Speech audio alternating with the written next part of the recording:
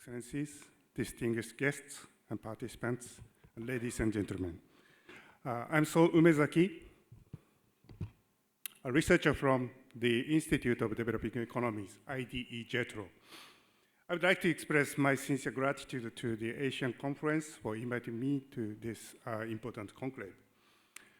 I've been working on the issues related to the economic integration in ASEAN and surrounding regions, particularly since I was seconded to the Economic Research Institute for ASEAN and East Asia, area in short, which was established in 2008 in Jakarta, based on the agreement of the East Asian Summit, which includes Japan and India, of course. Then we conducted a study on how to enhance the connectivity between ASEAN and India in collaboration with researchers from Thailand, Myanmar, and India, of course. That was my first collaboration with Professor Pravir De from the RIS. And also that project was supported by Professor Kenmei Tsubota. And actually, this is my second visit to ASEAN. The last time, in 2017, I was invited to an international workshop held at Kaziranga on the economic development of this northeastern region of India. As you know, Kaziranga has a huge and beautiful national park conserving various wildlife. Indeed, it's a very attractive tourist destination which can help economic development of this region. I'm very happy to come back here again. Anyway, so far, we've already listened to very informative presentations and inspiring visions, including a lot of details. So I believe that we all share the view that the regional connectivity connecting the northeastern region and the Bay of Bengal is highly important to boost economic development of this region. So here, in order to avoid the repetition, I would like to highlight a little bit different points, several lessons we can learn from the experience of ASEAN. The first point I'd like to highlight is the importance of maintaining the balance between competition and cooperation.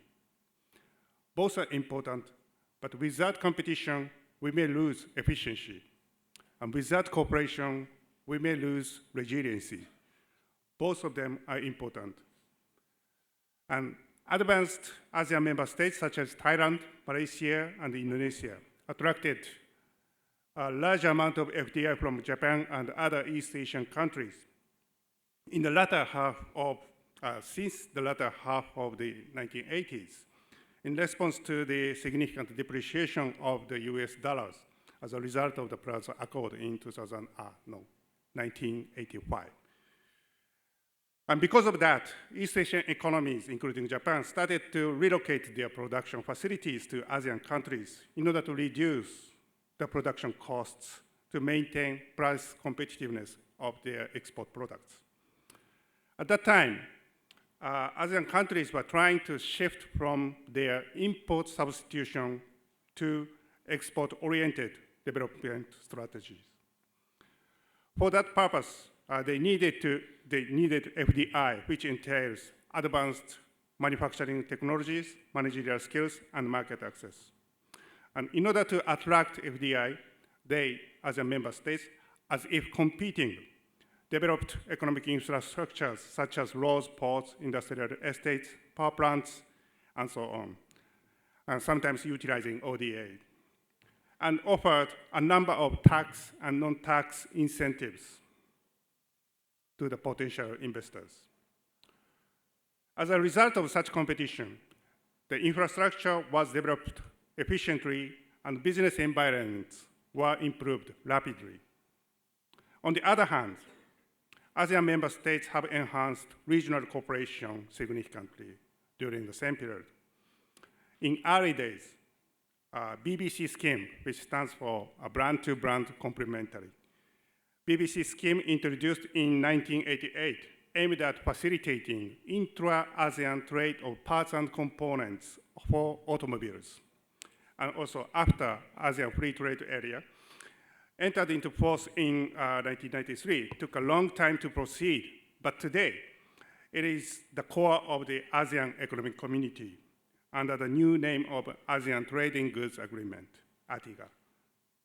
In addition, by making one voice of ASEAN, they successfully enhanced their bargaining power in negotiating with external partners, including Japan, China, and other countries.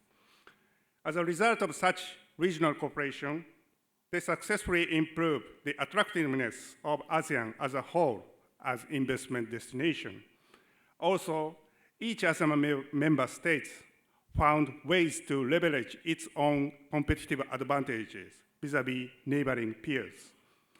This has led to the deepening of intra-regional trade in ASEAN.